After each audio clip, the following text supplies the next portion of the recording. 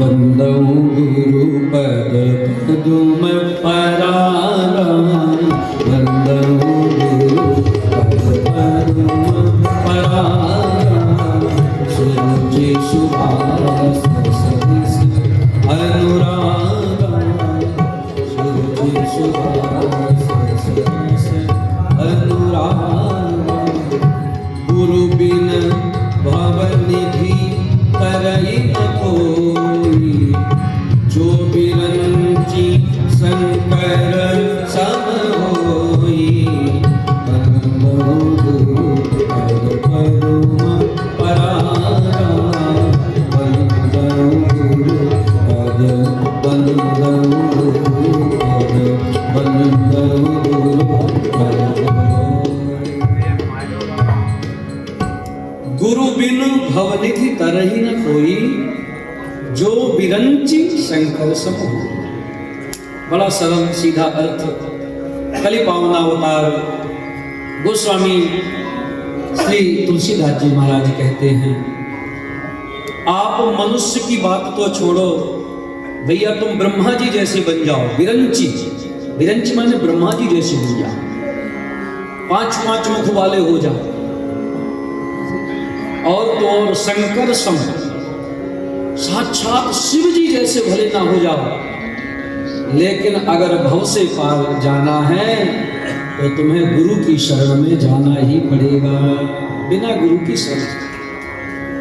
श्री सद्गुरुदेव भगवान की, सब संतन की, सब विप्रन की, सब भक्तन की जय जय श्री सीताराम।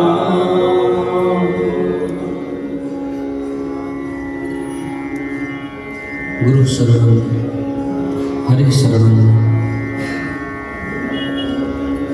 परम मंगल में परात्पर अखिलेश्वर, अकारण करुणा करुणालय, दीन बंधु भक्त वत्सल भगवान श्री सीताराम जी महाराज की महती कृपा, उनके विशेष अनुग्रह स्वरूप हम आप सब परम कारुणिक, करुणा निधान, अधम उद्धारक, भगवत प्राप्त ब्रह्मवेत्ता, सेवा धर्म प्रणेता, परम पूज्य सद्गुरुदेव भगवान पूज्य श्री अनंत श्री समलंकृत पूज्य श्री रणछोड़दास जी महाराज के युगल चरणों में बैठकर उनकी नेह छत्रमयी, नेह छत्र छाया की उनकी सन्निधि में बैठ करके आज बहुत ही हर्ष का विषय है। वैष्णव कुलभूषण रामानंदीय परंपरा में अनंत श्री समलंकृत जगत गुरु श्री अनंतानंद द्वाराचार्य श्री अनंतानंद जी महाराज, जिनके नाम से वर्तमान में अनंतानंद द्वाराचार्य जो पद चल रहा है, साधु समाज इसको जानता है। अनंतानंद जी महाराज जो श्री रामानंदाचार्य भगवान के 12 शिष्यों में प्रधान थे, ऐसे भगवत प्राप्त महापुरुष जगत गुरु अनंतानंदाचार्य जी महाराज के प्रमुख शिष्यों में उनके अनंत शिष्य हुए, उनमें प्रमुख 23 शिष्यों में श्री कृष्णदास परिहारी जी महाराज, जिनको पूज्य सद्गुरुदेव भगवान पतित पावन भगवान के नाम से आज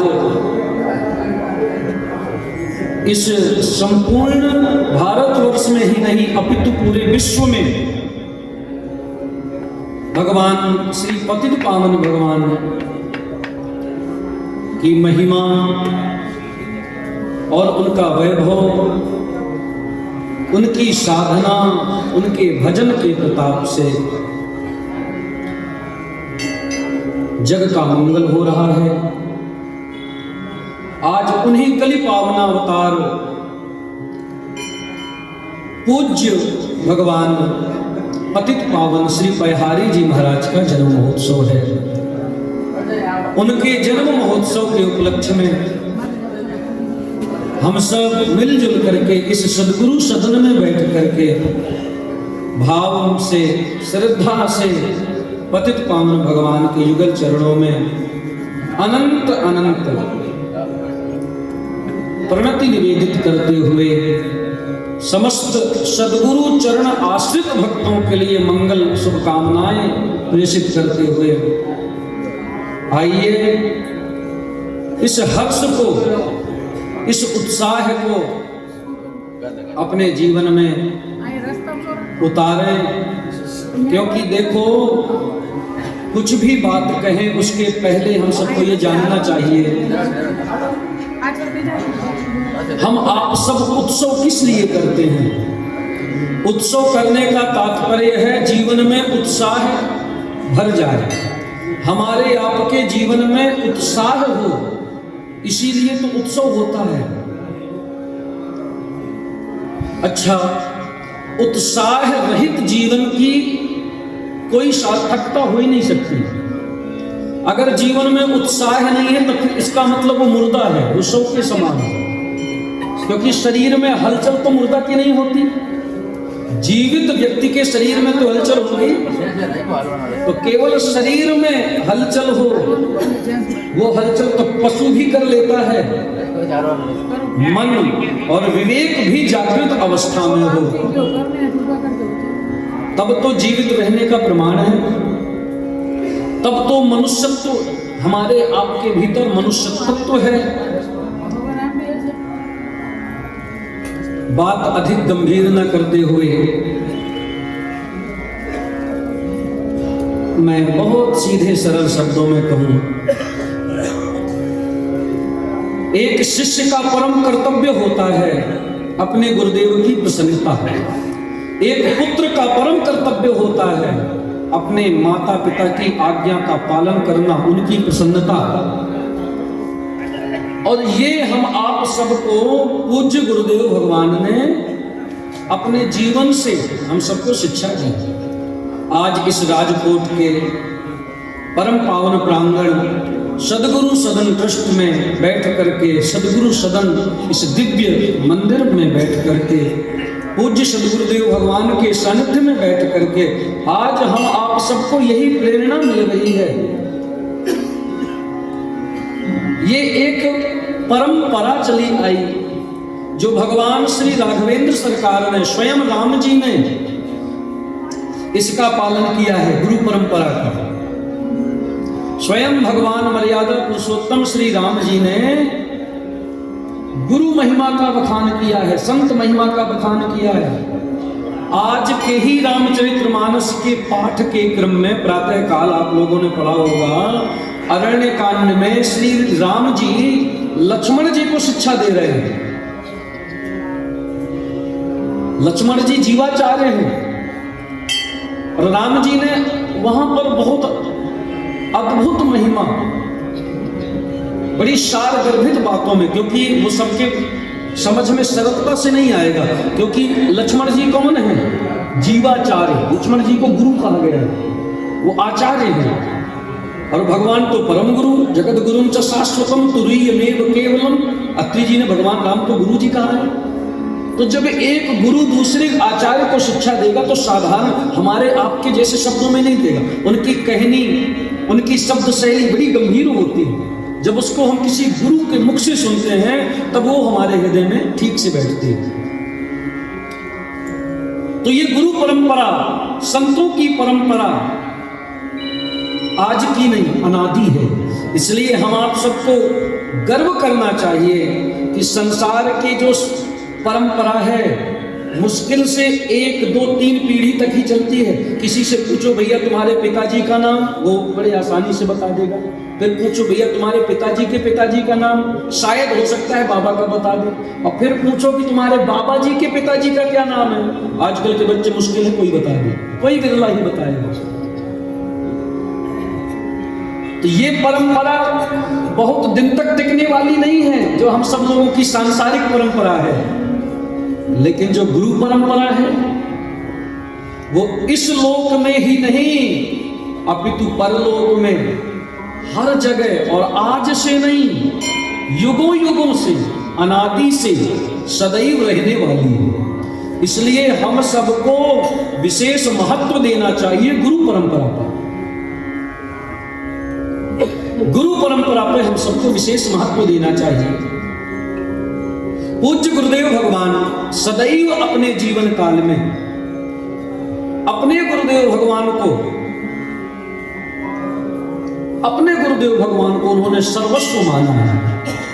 जो भी कार्य किया है अपने गुरुदेव अपने इष्ट को समर्पित करके ही किया है, किसी से स्वार्थवश नहीं किया,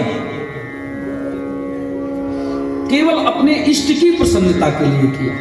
तो हम सबका भी यह परम कर्तव्य है कि हम सबको अपने आचार्यों के उत्सव में खूब उत्साह पूर्वक आनंद लेना चाहिए।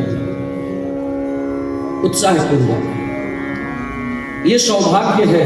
आजकल भले विडंबना है कि हम सब लोग ऐसे कलिकाल के कलमश वातावरण में भ्रमित हैं कि अपनी आचार्य परंपरा को भूलते जा रहे हैं, और इसी के लिए ये आवश्यक है कि जब भी किसी महापुरुष की जन्म जयंती हो, अवसर मिले तो उनके विषय में जितना समय मिले 10 मिनट 15 मिनट 20 मिनट 1 घंटा और अधिक मिले तो कहने क्या है, समाज में उनकी महिमा के विषय में उनके जीवन से क्या शिक्षाएं मिलती हैं उस विषय में चर्चा जरूर करनी चाहिए।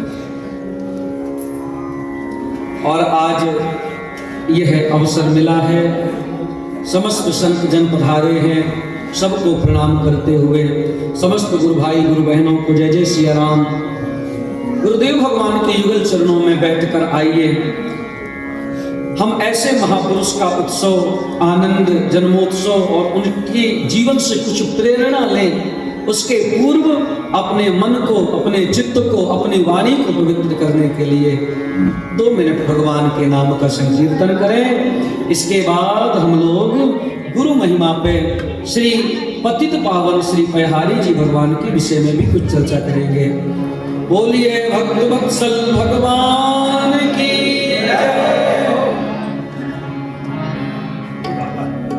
श्री राम जय राम जय जय राम, श्री राम जय राम जय जय राम, सीता राम जय सीता राम, सीता राम जय सीता राम, जय सिया राम जय जय सिया राम,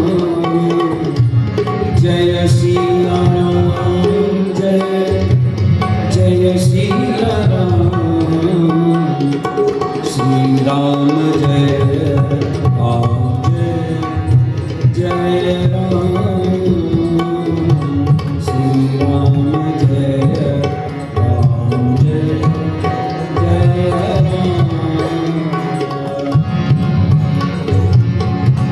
जय गुरुदेव जय जय गुरुदेव, जय गुरुदेव जय जय गुरुदेव, जय गुरुदेव जय जय गुरुदेव, जय गुरुदेव जय जय गुरुदेव, जय गुरुदेव जय जय गुरुदेव,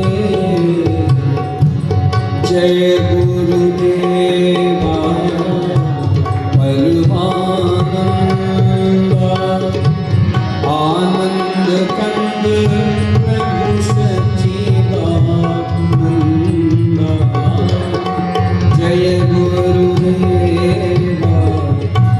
परमानंद आनंद कंद प्रभु सच्चिदानंद। जय गुरुदेव जय जय गुरुदेव, जय गुरुदेव जय जय गुरुदेव, जय गुरुदेव जय जय गुरुदेव, जय जय गुरुदेव, जय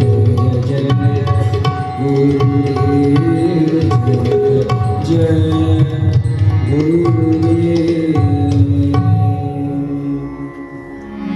श्री सद्गुरुदेव भगवान की। मैं पूज्य पतित पावन भगवान के विषय में कुछ कहूं, उसके पूर्व एक बात और कहने का मन है। गुरु में और गुरु प्रदत्त मन में, गुरु प्रदत्त मंत्र में, मन नहीं समझ, गुरु में, गुरु प्रदत्त मंत्र में और गुरु के द्वारा बताए जो इष्ट होंगे, जैसे गुरुदेव ने बताया कि हमारे इष्ट श्री सीताराम जी, और गुरु ने हमको राम मंत्र दिया, और मंत्र किसने दिया? गुरु जी ने। तो गुरुदेव और गुरुदेव के मुख से निकला वो मंत्र, और वो मंत्र जिसका है वो परमात्मा। इन तीनों में किंचित मात्र भी भेद नहीं करना चाहिए। इन तीनों में किंचित मात्र मतलब थोड़ा भी भेद नहीं, ये तीनों एक हैं। मंत्र, मंत्रदाता और मंत्रेय साक्षात परमात्मा, तीनों एक। भगवान ने श्रीमद् भागवत में कहा, आचार्य माम विजानीया, आचार्य को, आचार्य अर्थात गुरुदेव को तुम मेरा रूप ही समझो, मेरा रूप ही समझो, मैं ही। गुरुदेव कृपा करने के लिए धरती में आते हैं। अच्छा, बड़ी अच्छी बात स्मरण में आई। संसार में क्यों आया, क्यों हम सबको किस लिए इस संसार में बार बार आना पड़ता है? सामान्य सा प्रश्न है, क्यों हम लोग बार बार आते हैं? हर बार आएंगे, हर बार जीवन यापन करें, फिर मर जाएं, फिर जन्म लें, क्यों? शास्त्रों में इसमें बहुत विस्तृत चर्चा है, मैं संकेत कर रहा हूं। भव रोग के कारण ही संसार में सबका आना जाना होता है। संकेत है महाराज जी, समझिएगा। एक ऐसा रोग, जैसे हम लोगों को कोई रोग हो जाए, डायबिटीज, शुगर हो गई, तो रोग के मिटाने के लिए कहाँ जाना पड़ता है महाराज जी? चिकित्सालय, अस्पताल जाना पड़ता है। अब रोग हो गया तो चिकित्सालय तो जाना पड़ेगा, जब भी रोग होगा तब भी जाना पड़ेगा। तो रोगी व्यक्ति कहाँ जा रहा है? चिकित्सालय। ऐसे ही जो भव रोग है, जीव को बार बार उस परम धाम से इस लोक में आना पड़ता है। पर अब आप कहो कि महाराज हम लोग तो भव रोग से ग्रसित हैं, हम लोगों को ये रोग लगा है, तो हम लोगों का आना ठीक है, पर जिनको आप भगवान कहते हो वो गुरुदेव, उनको यहाँ आने की क्या जरूरत? उनको तो ये भव रोग नहीं सता रहा, तो वो क्यों आए? प्रश्न उठेगा कि नहीं उठेगा? भाई हम लोगों को रोग है तो हम अस्पताल में जा रहे हैं, पर गुरुदेव को, ऐसे भगवत प्राप्त महापुरुषों को तो कोई भव रोग होता नहीं, फिर वो लोग धरती में क्यों आते हैं? तो इसको इतना सरल एक उदाहरण, इसको हमको ऐसे समझना चाहिए। जैसे अस्पताल, चिकित्सालय, हॉस्पिटल में हम लोग जाते हैं, तो हम लोगों को रोग है तो हम रोग के कारण जाते हैं। उसी अस्पताल में, उसी चिकित्सालय में डॉक्टर भी तो जाता है। डॉक्टर किस लिए जाता है? क्या वो रोग के कारण जाता है? वो रोग मिटाने के लिए जाता है। जाते अस्पताल में दोनों हैं, मरीज भी अस्पताल में जाता है, डॉक्टर भी अस्पताल में जाता है, पर मरीज रोग को मिटाने, रोग ग्रसित होने के कारण उसको अस्पताल जाना पड़ता है, और चिकित्सक, डॉक्टर उस रोगी के कारण जाता है, उस रोगी को ठीक करने के लिए जाता है। ऐसे ही भव रोग में संसार के माया प्रपंच के अनेकानेक ऐसे व्यवहार के कारण, हमारे जीवनों में संचित कुछ प्रारब्ध कर्मों के कारण हम लोगों को संसार में आना पड़ता है, भवरोग में हम लोग ग्रसित हैं। लेकिन परम करुणा निधान जो सदगुरु होते हैं, वो भव रोग से हम सबको उबारने के लिए, भव रोग की बीमारी को ठीक करने के लिए, पुनः हम सबका उद्धार करने के लिए सदगुरुदेव भगवान इस संसार में आते हैं। ऐसे ही साक्षात भगवत स्वरूप महापुरुष श्री पतित पावन पूज्य आचार्य पतित पावन श्री पयहारी जी महाराज,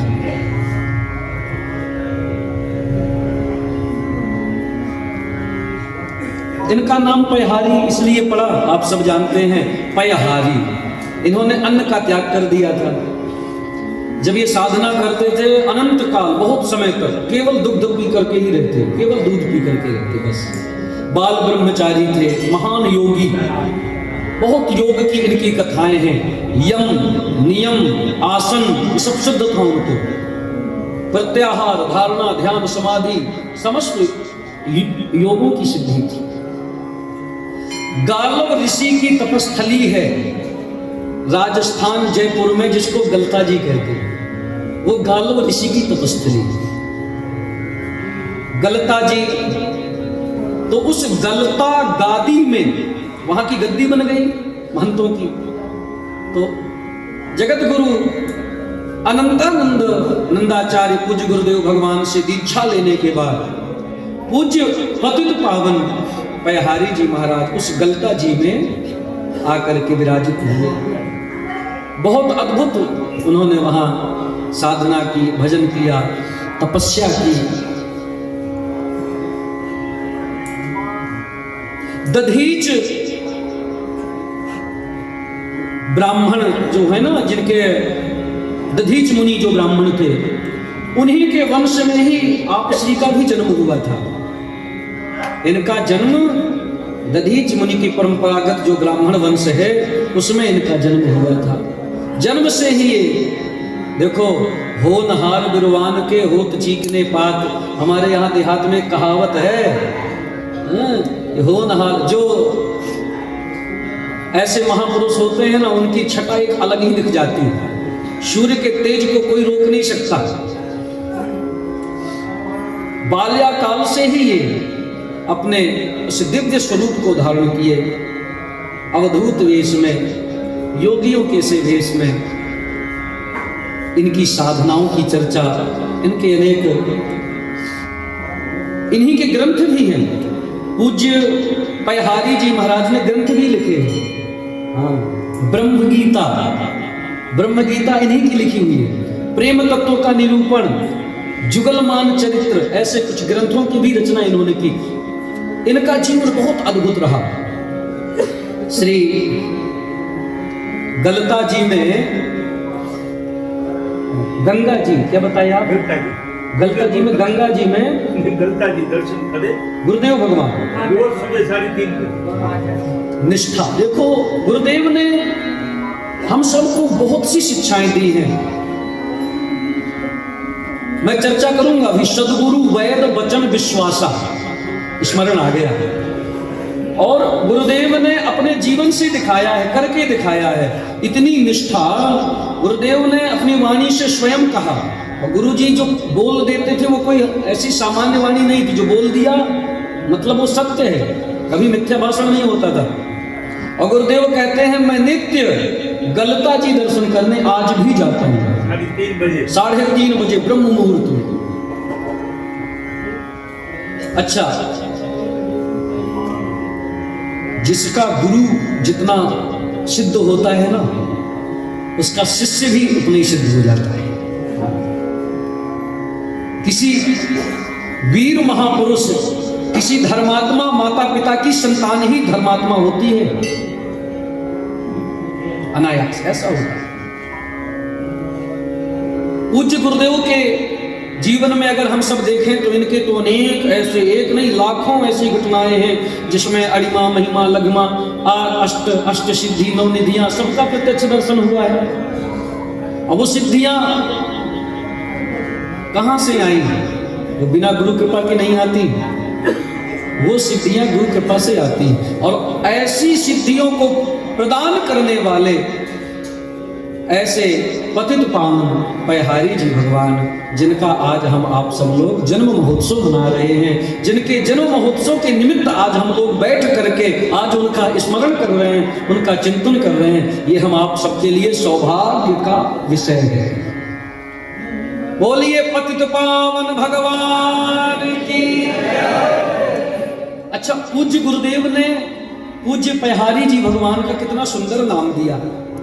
कभी भी शिष्य को अपने गुरुदेव का नाम नहीं लेना चाहिए। कुछ मर्यादाएं हैं, जैसे पत्नी अपने पति का नाम नहीं लेती, मर्यादा है। हाँ, कोई विशेष बात है, कोई विशेष समाज में जब लोग नहीं जानते तो वहां सम्मान के साथ इसी जगह ऐसा नियम हो सकता है, लेकिन एक शिष्य कभी अपने मुख से गुरुदेव का नाम नहीं लेता। इसीलिए गुरुदेव ने पूज्य भगवान श्री पयहारी जी का, इनका नाम तो आप सब जानते हैं, क्योंकि आज उनके विषय में चर्चा कर रहे हैं तो इसलिए आज हम बोल सकते हैं। पूज्य आचार्य चरण, जिनको गुरुदेव पतित भगवान, पतित पावन भगवान कहते हैं, इनका पूरा नाम श्री कृष्णदास पयहारी जी महाराज है। क्या नाम था? श्री बाल कृष्णदास पयहारी जी महाराज। क्योंकि दुग्ध का पान करते तो उनको नाम पयहारी पड़ गया। वैसे सामान्य बाल्य अवस्था में इनका नाम कृष्णदास। ऐसे परम सिद्धियों को धारण करने वाले पूज्य पतित भगवान, पतित पावन भगवान की अनेक कथाएं प्रचलित हैं। एक बार जब आप गलता जी में विराजमान थे, गलता जी में रहते थे पूज्य पतित पावन, तो गलता जी में कुल्लू की पहाड़ियां हैं। हमने तो सुना है, पढ़ा है, अभी गए नहीं, शायद गुरुदेव की कृपा हो तो जाने का, दर्शन करने का सौभाग्य मिलेगा। तो वहां कुल्लू की पहाड़ियां हैं। तो पूज्य पतित पावन भगवान वहां पहाड़ी के अंदर एक गुफा में गए और उस गुफा में बैठ करके भजन करने लगे। यहां तो ऐसा भाव आ रहा जैसे आप लोगों ने मानस जी में पढ़ा है ना, नित्य पाठ में, नारद जी जब गए और सुंदर मनोरम प्राकृतिक आवरण को देखा तो तुरंत नारद जी भजन में लग गए। ये भक्तों का, साधकों का एक स्वभाव होता है। पर्यावरण का भजन में बहुत बड़ा प्रभाव है। आप जिस परिवेश में रहोगे, आप जिस स्थान में रहोगे, वहां का वातावरण कैसा है, इसमें विचार करना चाहिए। अच्छा, आप लोगों ने विचार किया होगा, माताएं बैठी हैं, गुरु बहनें बैठी हैं, जो भजन करने में मन आपका यहां लगेगा गुरुदेव के सामने, वो मन आपका घर में क्यों नहीं लगता? ऐसा तो है नहीं कि भगवान यहां है वहां नहीं है। अगर ऐसा होता तो फिर हरि व्यापक सर्वत्र समाना, ये बात स्वयं भगवान शिव ने कही है, क्या वो झूठ है क्या? हरि व्यापक सर्वत्र समाना, समाना अंतर नहीं, जितने यहां उतने वहां भी हैं, और मन नहीं लगता।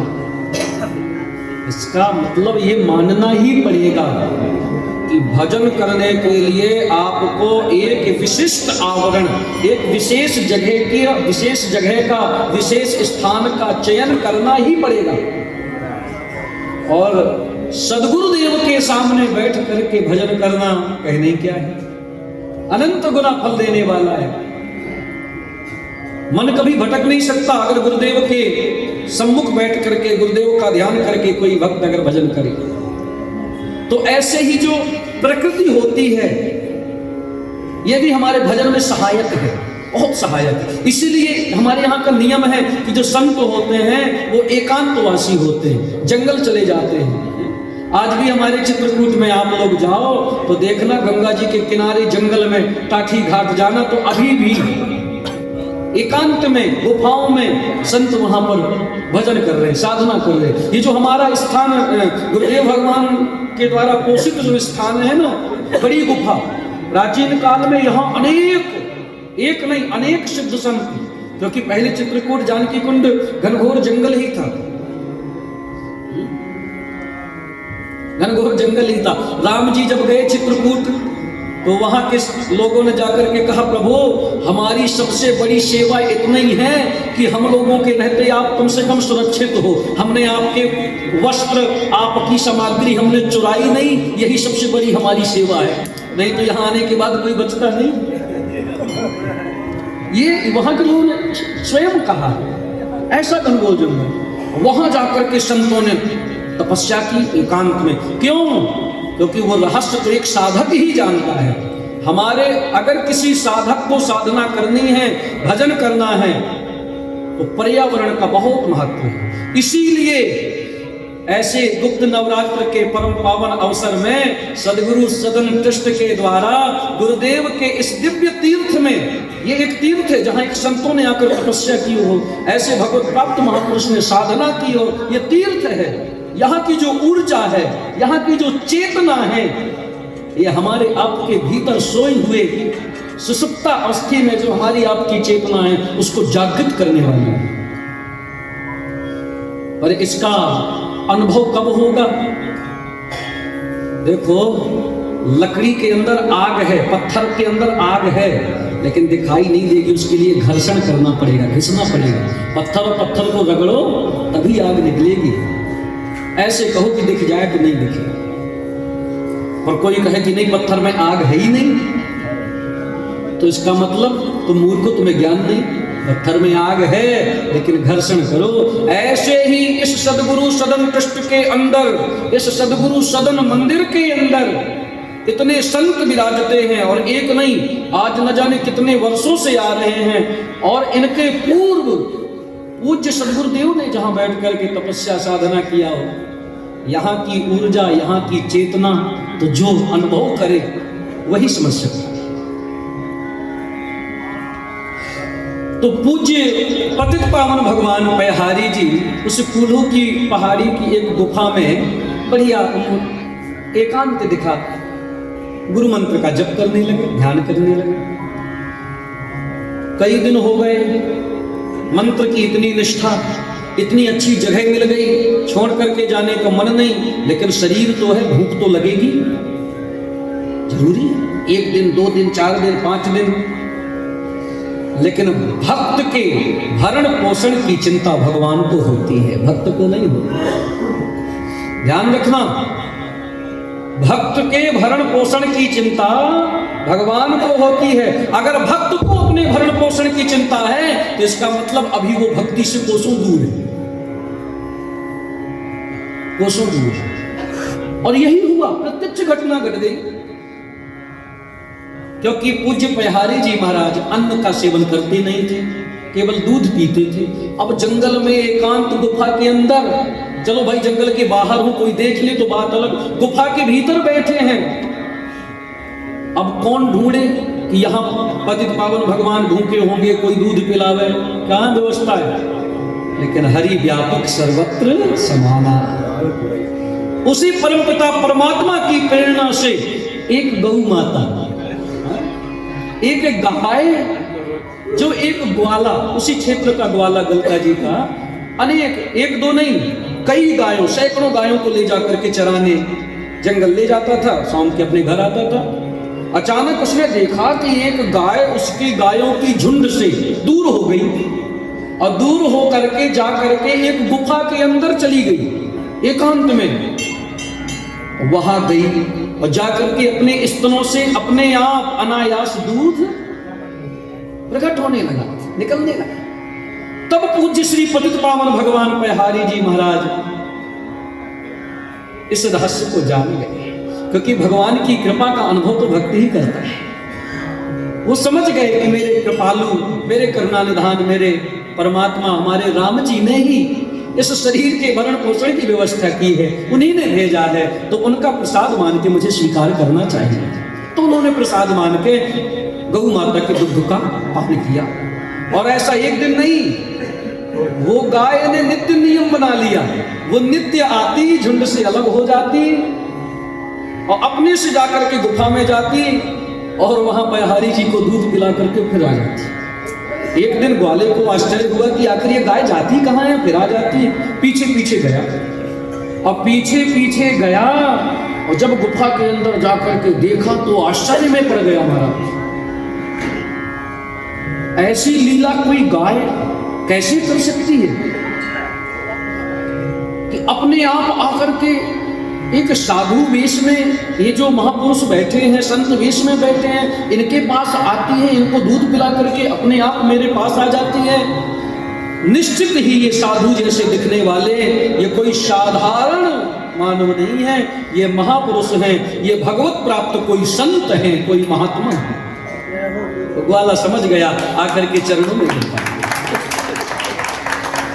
चरणों में गिर गया और चरणों में आकर के खूब प्रार्थना करी। उस ग्वाले के सद्भाव को देख करके पतित पावन भगवान प्रसन्न हो गए, क्योंकि संत का हृदय है, प्रसन्न हो जाते हैं, तुरंत प्रसन्न हो जाते हैं। अगर प्रसन्न नहीं होते तो केवल जिसके भीतर पाखंड होता है, जिसके अंदर दंभ होता है, दंभ माने दिखावा, अगर ये कुछ बुराइयां हैं तब तो गुरुदेव प्रसन्न नहीं हुए। वह प्रसन्न ना होंगे तो इसका मतलब ये मत मानना कि वो आपके लिए कुछ अमंगल करेंगे, नहीं, वो सिर्फ तब भी भगवान से प्रार्थना करेंगे कि जल्दी इसकी बुद्धि शुद्ध हो जाए, तब भी वो मंगल कामना ही करेंगे। पर अगर तुम्हें सद्गुरुदेव की कृपा चाहिए तो दंभ, पाखंड, दिखावा, छल, इनसे तो बचना पड़ेगा। और वो भोला भाला ग्वाला चरणों में महाराज साष्टांग लेट गया, खूब उसने महिमा गाई अपने शब्दों में, आप महान हैं। तब पयहारी जी महाराज ने कहा कि वत्स बोलो, तुम्हें क्या चाहिए, तुम मांग लो, आज तुम मांग लो, जो वरदान मांगो मैं दे दूंगा। अब यही आप समझ लो, इस प्रकार से वरदान तो सिर्फ भगवान ही दे सकते हैं। और उस ग्वाले से पूज्य पतित पावन पयहारी जी महाराज ने कहा कि मांगो, आज तुम जो कहोगे मैं वो दूंगा।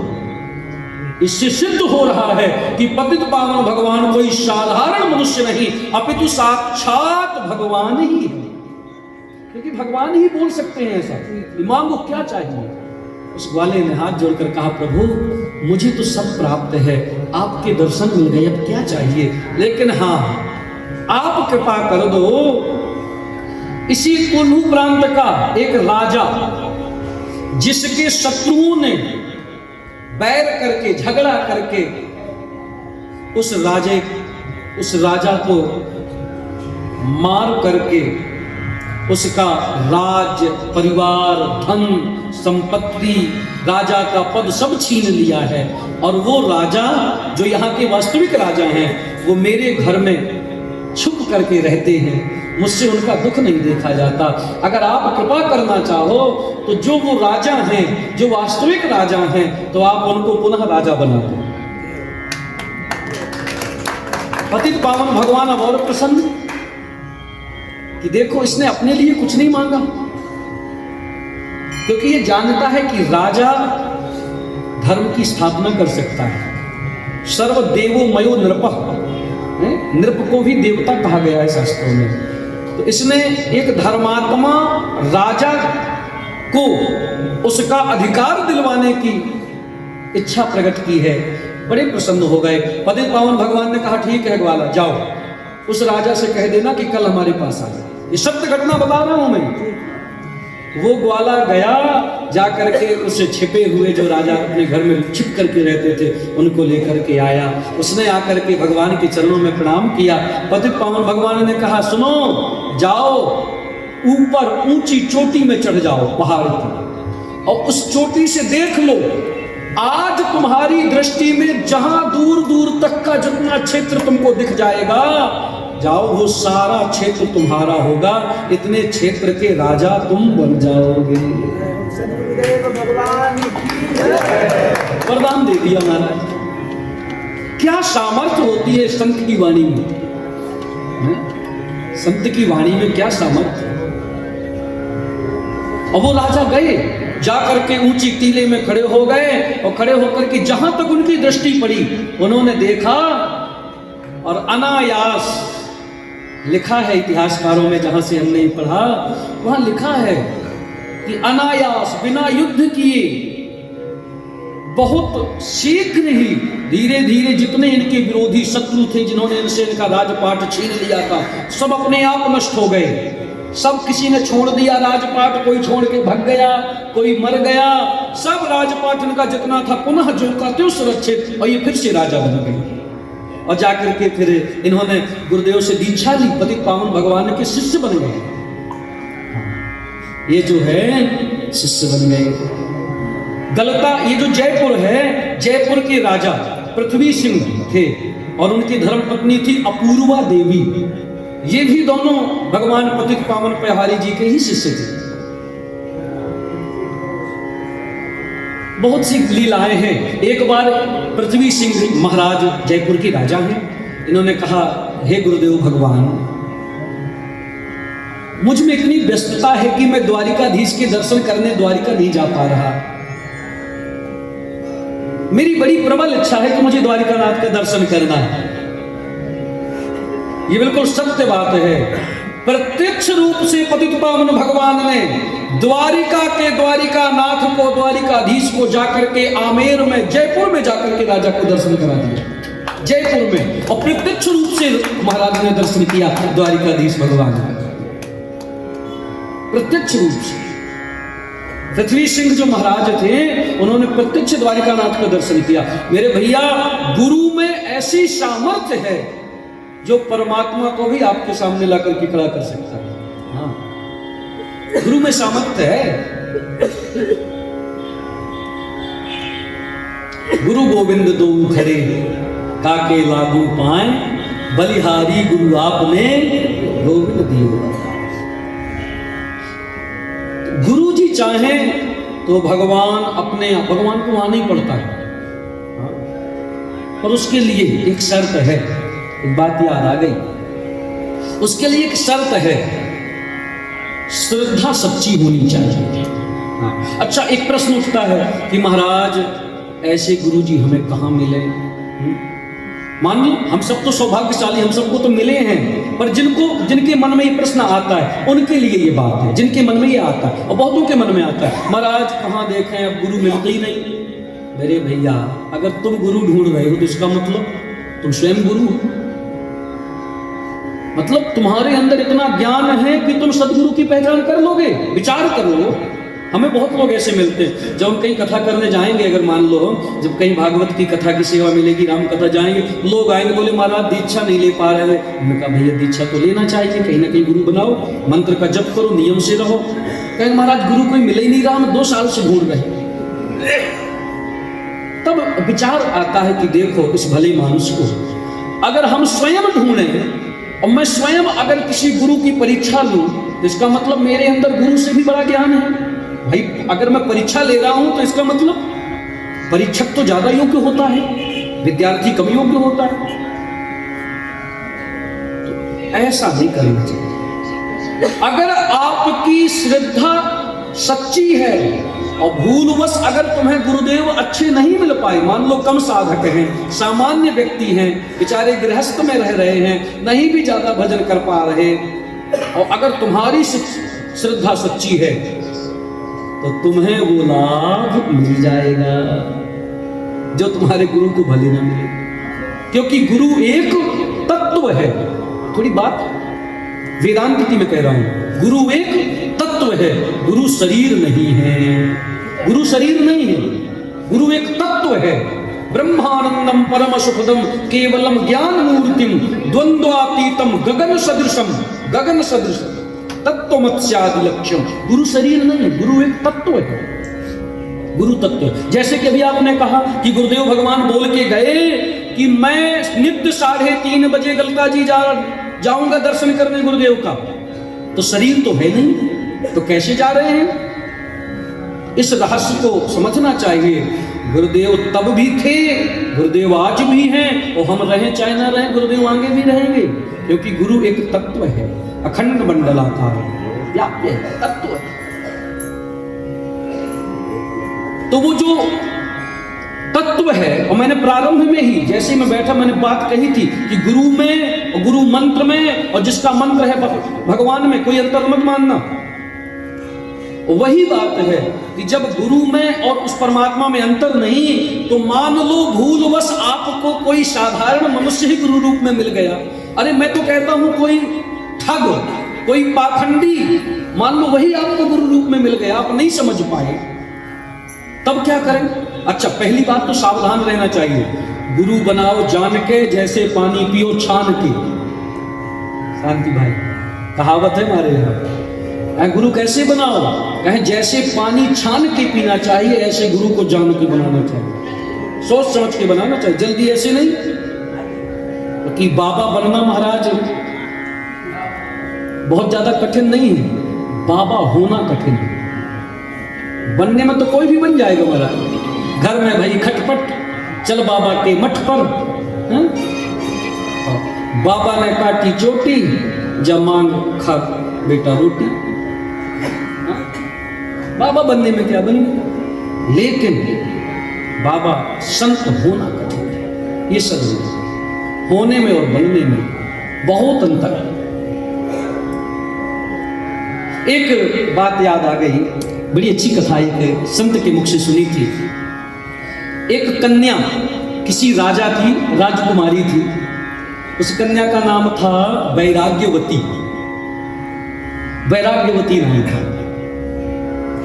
वैराग्यवती उसका नाम इसलिए रखा गया क्योंकि थी तो वो कन्या, लड़की, लेकिन उसके मन में जीवन से प्रति बड़ा वैराग्य था। वैराग्य का मतलब कहीं उसका प्रेम नहीं होता था, किसी के प्रति आसक्ति नहीं थी। वो जानती थी कि संसार में सब नाशवान है, एक दिन सब छूट जाएगा। फूल, जब कहीं कहीं फूल खिले दिखें तो फूलों को देख करके कहे आज खिले कल झुक चले, आज खिले कल झुक चले, परसों मिल गए धूल, देखी दशा यूं फूल की, फिर क्यों फूले फूल। जब धूल में मिल रही है क्यों बार बार खिलते हो। एक वृक्ष और पत्ते आपस में बात करें। पत्ता बोला वृक्ष से, पत्ता बोला वृक्ष से, सुनो वृक्ष बन रहा है, अब के बिछड़े कब मिले, दूर गिरेंगे जाए, न जाने दूर टूट जाना है। वृक्ष ने कहा, वृक्ष कहता है, पत्ता बोला वृक्ष से, सुनो वृक्ष बन रहा है, टूटे बिछड़े फिर मिले, दूर गिरेंगे जाए। तब वृक्ष कहता है, तरवर बोला पात से, सुनो पात मम बात, यह घर की यह रीति है, एक आवत एक, ये तो रीति है। अब वो कन्या इसी प्रकार के गीत दोहा गाती थी। रहना नहीं देश बिगाना, रहना नहीं। कबीर दास का एक बड़ा अच्छा गीत है।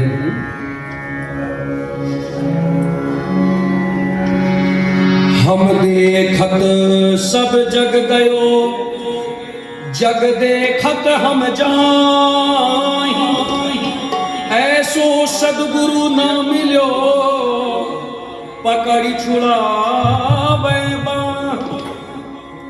ये बात किसने कही? वो जो राजा की कन्या थी वैराग्यवती।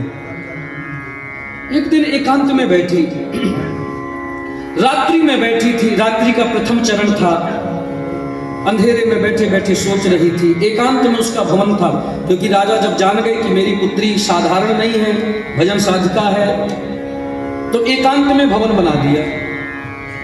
और वो एकांत में रात्रि में बैठ करके भगवान को पुकारती, कह रही है, हम देखत सब जग गयो, जग देखत हम जाहि, ऐसो सदगुरु ना मिलो, पकड़ी छुड़ावे। वो कह रही है, मेरा जीवन बीत गया, आज तक मुझे कोई ऐसे सदगुरु नहीं मिले कि जो मुझे भव सागर से पार करा दे।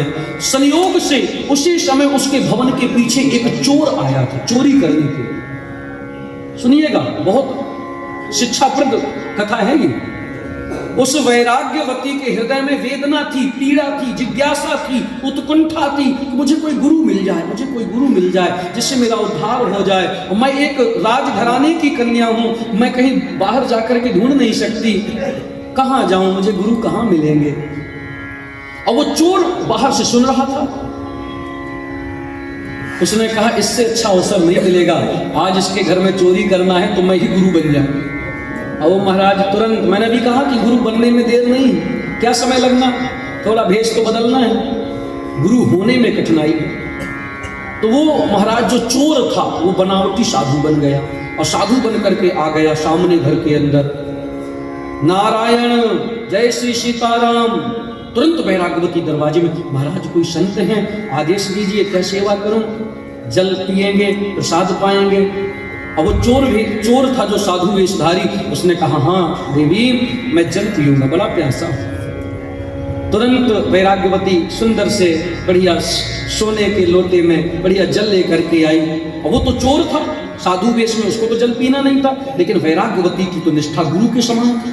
उसने कहा महाराज मेरा सौभाग्य है कि मेरे घर संत आए हैं, आप जल पीजिए। अब उस चोर ने दूसरी चाल चली, उसने जल पीने से मना कर दिया। राजकन्या ने कहा महाराज अभी तो आप कह रहे थे आप प्यासे हो, जल क्यों नहीं पी रहे हो। उसने कहा अरे कन्या हमारा एक नियम है, हम उसी के हाथ का जल पीते हैं जिसके गले में कंठी हो, जिसने गुरु से दीक्षा ले ली हो। क्या तुमने दीक्षा ली है। उसने कहा नहीं महाराज, आज तक मुझे अभी कोई सदगुरुदेव भगवान किसी ने अपनाया ही नहीं, मैं तो एकांत में ही रोती रहती हूँ, अभी तक मुझे ये सौभाग्य मिला ही नहीं कि मुझे गुरु मंत्र मिल पाए। और उस चोर ने जो ब्राह्मण वेश में था, साधु वेश, उसने कहा तो रहने दो, मैं जल नहीं पीऊंगा, क्योंकि वो कन्या के हृदय को जानता था। वो कन्या रोने लगी। उसने कहा महाराज मेरे दरवाजे में पहली बार कोई ऐसे संत आए हैं और मेरे हाथ से जल भी ना पिए और प्यासे चले जाए, मुझसे सहन नहीं होगा। आप ऐसा करो ना, अगर मैं आपके योग्य हूं तो आप ही हमें गुरु दीक्षा दे दो और मैं आपके शिष्य बन जाऊं, तब तो आप जल पिएंगे। और वो यही चाहता था। उसने कहा बिल्कुल बिल्कुल, कंठी पहनी। हाँ आजकल महाराज बहुत हैं। उसने कहा बिल्कुल। तुरंत उसने एक माला निकाली और कहा हो मैं तुम्हें मंत्र देता हूँ। और उसने जो भी ऐसा कभी सुन लिया होगा चोर है, भगवान का नाम बोल दिया और कहा लो तुम गुरु मंत्र है, तुम मेरी शिष्या हो और अब शिष्य बन गई हो, मेरा नियम है। जल पी लिया और कहा देखो मेरा नियम है, मैं अपने शिष्यों को संसार में नहीं फंसाता, सीधे भगवत प्राप्ति कराता हूँ। अब तो वो कन्या और प्रसन्न, महाराज देर से मिले लेकिन इतने अच्छे सदगुरु मिले, मुझे राज परिवार में कोई रुचि नहीं है, महाराज मैं तो आपके साथ ही चलूंगी। उसने कहा ठीक है तो तैयार हो जाओ, अभी चलो। जैसी कन्या आगे बढ़ी, उसने कहा ऐसे मत चलो, जितना तुम्हारे यहाँ धन रुपया पैसा है सब एक वस्त्र में पोटली में बांध लो और साथ में चलो। अच्छा अब उस शिष्या के मन में कोई प्रश्न भी नहीं, क्यों कि मात पिता गुरु की वाणी बिना विचार करे शुभ जानी। उसने तो सत्संग किया है, उसको लगा कि इसमें कुछ रहस्य होगा, गुरुजी कुछ मेरा हित ही करेंगे। उसने पूरा धन संपत्ति सोने चांदी के आभूषण बांध लिए पोटली में और चल दी रातों रात। अब वो तो महाराज चोर था, जंगल में ले गया, जा करके एक पेड़ से उस वैराग्यवती उस राजकन्या को पेड़ से बांध दिया और कहा देखो यहीं बंधी रहना, शोर मत करना, मैं जा रहा हूं, तुम्हारे गुरु की आज्ञा है और मैं बहुत जल्द लौट के आऊंगा, जब तक मैं आऊं नहीं तुम यहां से जाना नहीं। और उसकी तो निष्ठा बहुत अद्भुत थी। और वो कन्या वहीं गुरु जी का आज्ञा मान करके उसी वृक्ष के नीचे बंधे बंधे ही गुरु मंत्र का जाप करने लगी। और वो तो था चोर, उसने पूरा माल रुपया पैसा चांदी सोना उठाया और लेकर के चला गया। उस राजकन्या के अंदर जो गुरु के प्रति निष्ठा और भगवान के नाम में जो प्रेम था, उस भजन के प्रताप से भगवान का आसन मिल गया। भगवान ने नारद जी से कहा नारद जाओ, जाकर के उस कन्या को बंधन से मुक्त करो और उसको दिव्य उपदेश दो, वो मेरी परम भक्त है। नारद जी आए, नारायण नारायण बीणा बजाए, उस कन्या के सामने आकर के कहे कन्या मुझको पहचाना। उस कन्या ने वेशभूषा से कहा हाँ महाराज, लगता है आप ही श्री नारद जी हैं, मैंने आपके बारे में बहुत कथा सुनी है। आप वीणा बजाते हुए जब आपने नारायण कहा मैं समझ गई कि आप नारद जी हैं। नारद जी आगे बढ़े, नारद जी ने कहा कन्या भगवान ने तुम्हारी भक्ति से प्रसन्न होकर के मुझे भेजा है, मैं तुम्हारे बंधन खोलने के लिए आया। वैराग्यवती जो कन्या थी वो दूर से आवाज लगाई, महाराज बिल्कुल पास मत आना, कोई जरूरत नहीं। अगर आप बंधन खोलने आए हो तो पास मत आना। क्यों? आप नहीं जानते, एक शिष्य के लिए उसके गुरु की आज्ञा ही सर्वोपरि होती है। मेरे गुरु जी मुझको बोल के गए हैं, जब तक मैं ना आऊं तुम बंधन मत खुलवाना। महाराज आप देव ऋषि है, मैं आपको प्रणाम करती हूँ, लेकिन बंधन तो मेरे गुरुदेव ही खोलेंगे। नारद जी ने कहा, रे वो गुरुदेव जो थे जाने दो, वो गुरुदेव ठीक नहीं थे, तुम्हारे साथ ठग हुआ, छल हुआ है। राजकन्या मुस्कुरा करके बोली, प्रभु वो जैसे हो मुझे नहीं पता, और मैं ये जानती हूँ अगर मेरे गुरु जी में शक्ति नहीं होती तो जो देवर्षि नारद जी परम सिद्ध संत हैं, आज 3 दिन में ही मुझे दर्शन देने के लिए आ गए। ये मेरे गुरु की ही तो महिमा का प्रताप है। नारद जी लौट करके चले गए भगवान के पास। अब तो भगवान स्वयं आए। इतनी देखो भगवान क्या है। श्रीमद् भगवत गीता में भगवान कहते हैं, अर्जुन मैं मन हूं। मन, ये हमारे अंदर जो मन है, भगवान कहते हैं इंद्रियों में वो मन में ही, और उस कन्या ने अपने उस मन को भगवान में ही पूर्ण रूप से लगा रखा था, अधूरा नहीं। हमारे आप जैसा बनावटी मन नहीं लगाया था कि हम लोग बैठे यहाँ हैं, कभी लगेगा, कभी भूल जाएगा, कभी रामायण के पाठ में रहेगा तो कभी रसगुल्ला में चला जाएगा, कभी ढोकला खम्भन में चला जाएगा। ऐसा नहीं होता। कभी परिवार में चला जाएगा, कभी बेटे बहू में चला जाएगा, ऐसा नहीं। मन भगवान का स्वरूप है। स्वयं भगवान ने कहा है कि इंद्रियों में मन मैं हूं, और अगर किसी साधक ने उस मन को ठीक से भगवान के नाम में मंत्र जप में लगा दिया तो उसको भगवत प्राप्ति बहुत सरलता से हो जाती है। भगवान खिंचे चले आए, सामने प्रकट हो गए। वैराग्यवती बड़ी प्रसन्न हुई, महाराज आपका दर्शन करके मैं धन्य हो गई, मेरा जीवन कृतार्थ हो गया। यही तो मेरी अभिलाषा थी कि मुझे इस देह से आपका दर्शन हो जाए। भगवान ने कहा, अब मैं प्रसन्न हूँ, मैं तुम्हारा बंधन खोलता हूँ और मेरे परम धाम को तुम चलो। कन्या ने फिर कहा, महाराज क्षमा करिए, आप भगवान हैं, मैं आपको कोटि कोटि प्रणाम करती हूँ, लेकिन बंधन तो मैं अपने गुरु जी से ही खुलवाऊंगी। भगवान ने नारद जी की तरफ देखा, कहा, देखो देवर्षि, नियम तो यही है, गुरु की महिमा तो मैं जानता हूँ, भले ही वो ठग रहा, लेकिन तुम जाओ उसको ढूंढो, कहाँ है, पकड़ के लाओ। नारद जी ने कहा, महाराज वो तो चोर है, किसी गांव में चोरी कर रहा होगा।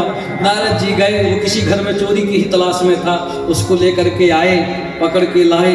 वो महाराज डर गया, कांपते हुए हाथ जोड़े चरणों में गिरने लगा। भगवान ने कहा, आइए गुरुदेव, अपनी शिष्या के बंधन खोलिए। उसने क्षमा मांगते हुए चरणों में क्षमा मांगी, चरणों में गिर गया। कन्या जैसे ही बंधन से मुक्त हुई, हाथ जोड़े और तुरंत प्रणाम किया। किसको? भगवान को नहीं। गुरु गोविंद दो खड़े, काके लागू पाए, बलिहारी गुरु आपने, गोविंद दियो बता। आज सिद्ध कर दिया कि शिष्य की अगर श्रद्धा ठीक से है, दृढ़ श्रद्धा है, मजबूत श्रद्धा है, तो भगवत प्राप्ति में उसकी कोई बाधा नहीं। और इसका मतलब ये मत मान लेना कि गुरु आप चोरी को गुरु बनाओ, ठगई को गुरु बनाओ, ऐसा नहीं। ये तो श्रद्धा की बात है कि शिष्य के अंदर अगर श्रद्धा हो तो अगर ऐसी घटना भी घट जाए तो भगवान उसको सरलता से मिल जाए। इसलिए भैया भगवान का नाम करुणा निधान है। एक बड़ा सुंदर भाव है। इसलिए 1-2 जन्म में नहीं, हर जन्म में हम आप सबको गुरुदेव से संबंध जोड़े रखना है और यही प्रार्थना भगवान से करना है। क्या? जन्म जन्म का साथ हो गुरुदेव तुम्हारा, गुरुदेव तुम्हारा, जन्म जन्म का साथ हो गुरुदेव तुम्हारा, गुरुदेव तुम्हारा।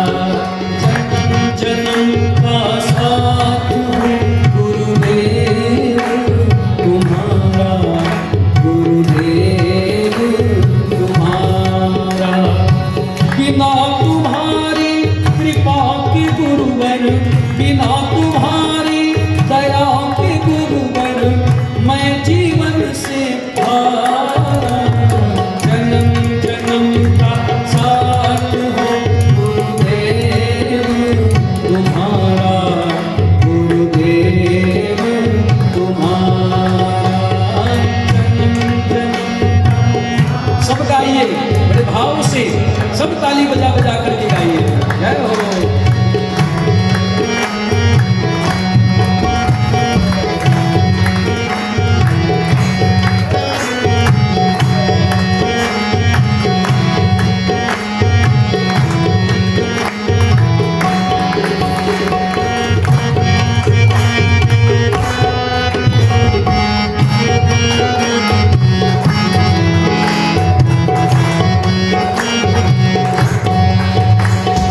मैंने अपना तन मन तुमको सौंप दिया है।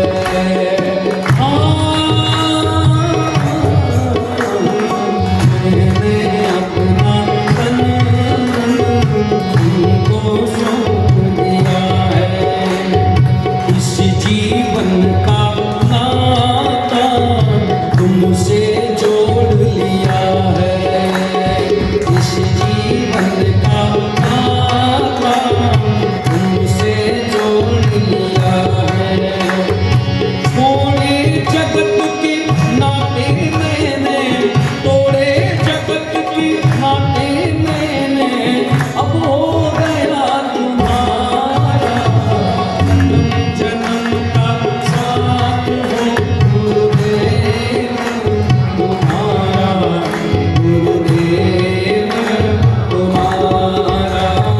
जन्म जन्म का साथ हो गुरुदेव तुम्हारा, गुरुदेव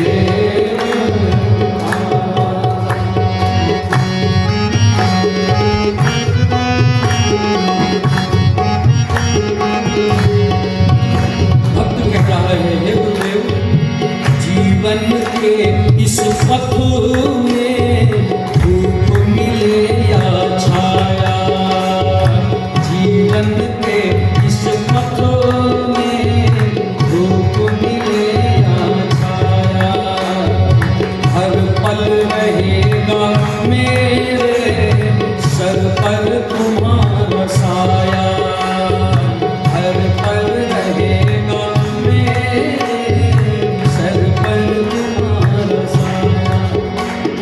साधक कह रहा है, हे गुरुदेव, अब मुझे कोई भय नहीं है। मैं जान चुका हूं कि ये जीवन है, तो इस जीवन में कभी कभी सुख का तूफान आएगा तो कभी दुख का तूफान आएगा। ये दोनों तूफान हैं और दोनों तूफानों में व्यक्ति डगमगा जाता है। अधिक सुख सुविधा संपन्नता पद प्रतिष्ठा मिल जाए तो भी व्यक्ति डगमगा जाता है, और अगर दुख मिल जाए तो भी घबरा जाता है। लेकिन गुरुदेव, मैंने तो संबंध आपसे जोड़ रखा है, इसलिए अब मुझे कोई भय नहीं। बड़ा सुंदर भाव है, साथ में गाइएगा। जीवन के इस पथ में धूप मिले या छाया, हर पल रहेगा मेरे सर पर तुम्हारा साया। और नहीं है आस किसी की, और नहीं है आस किसी की, मिल गया तेरा सहारा। जन्म जन्म का साथ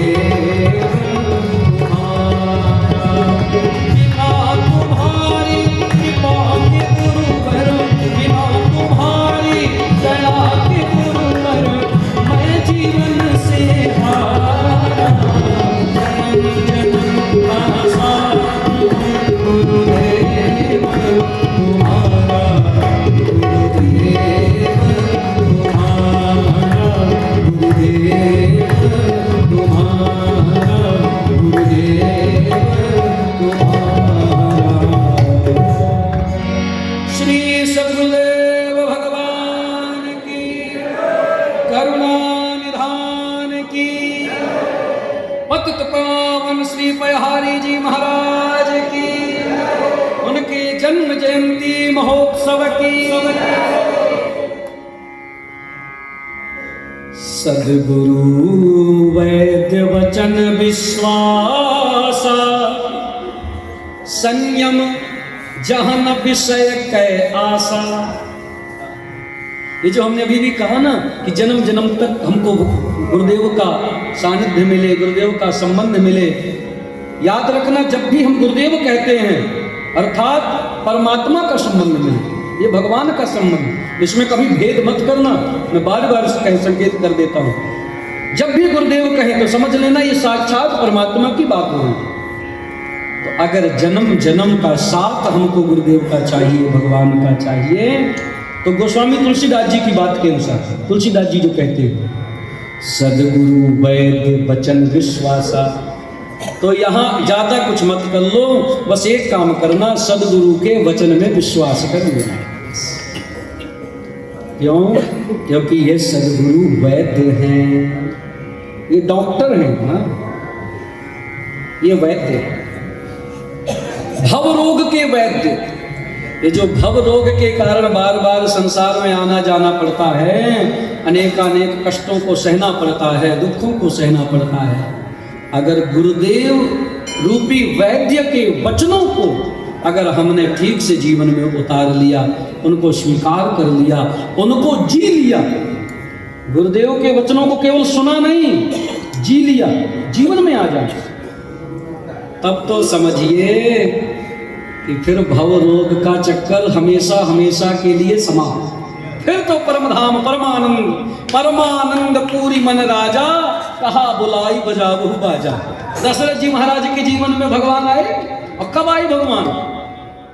जब निज दुख सुख सब गुरु ही सुनायो, और गुरुदेव ने कहा धरो धीर, कोई चिंता मत करो, भगवान आएंगे। और भगवान आए, ब्रह्मानंद पूरी मन राजा, ब्रह्मानंद में, परमानंद में। तो जीवन में परमानंद कब आता है? सोचो, दशरथ जी महाराज के जीवन में भी ब्रह्मानंद और परमानंद बिना गुरु की कृपा की नहीं आए। इतने प्रतापी राजा दशरथ जी कोई साधारण है? इंद्र भी उनको बगल में आधा सिंहासन देता था। दशरथ जी जब स्वर्ग जाते थे तो देवताओं के राजा इंद्र भी, महाराज आओ बैठो, बगल में बैठाते थे। इतने प्रतापी राजा, लेकिन जब गुरु कृपा हुई तभी और उनकी पूर्व जन्म की तपस्या में स्वयं भगवान ने वचन भी दिया था कि मैं तुम्हारा पुत्र बनूंगा, तो महाराज क्यों नहीं आए? चौथा चरण चल गया, बूढ़े होने वाली थी दशरथ जी, 60,000 वर्ष हो चुकी थी उनकी आयु, बताओ क्यों नहीं आए? चौथा चरण वाल्मीकि रामायण के अनुसार लगभग 60,000 वर्ष आयु थी। मानव जी में तो ये केवल संकेत है कि चौथा चरण, चतुर्थ चरण मतलब समझ लो, 60 वर्ष के ऊपर 60,000 वर्ष मान लो। तो जब भगवान पहले से वरदान दे चुके हैं तो क्यों नहीं आए महाराज? देखो, बाण कितना भी सिद्ध हो, जो बाण होता है ना, और उदाहरण में कह दे, गोली कारतूस खूब अच्छी हो, लेकिन जब तक बंदूक में नहीं लगाओगे ना, वो काम नहीं करेगी। बाण कितना अच्छा हो, धनुष को चाहे, धनुष के बिना वो कैसे काम करेगा? गुरु मुख से जब वो बात प्रकट हो जाती है ना, तब भगवान का वचन सिद्ध होता है, भगवान कृपा करते हैं। बिना गुरु, इसीलिए गुरु के मुख से देखो, वही राम नाम, वही सीताराम नाम, वही श्री कृष्ण नाम, वही राधा नाम हम आप सब जानते हैं, खूब लेते हैं, लेकिन जब वो किसी गुरुमुख से हो जाए, उसकी हमारे यहाँ बहुत महिमा है गुरुमुख की। इसीलिए तो गुरु बनाया जाता है, इसलिए तो गुरु वचनों पर ध्यान दिया जाता है। सद्गुरु वैद्य वचन विश्वास, सद्गुरुदेव भगवान वैद्य हैं, तुम्हारा लोक और परलोक दोनों बनाने की सामर्थ्य रखते हैं, लेकिन वह शर्त है कि उनके वचनों पर विश्वास तो करो। गुरुदेव ने कहा सच्ची सेवा है दीनहीनों की सेवा, तो फिर प्रश्न मत करो, फिर मान लो।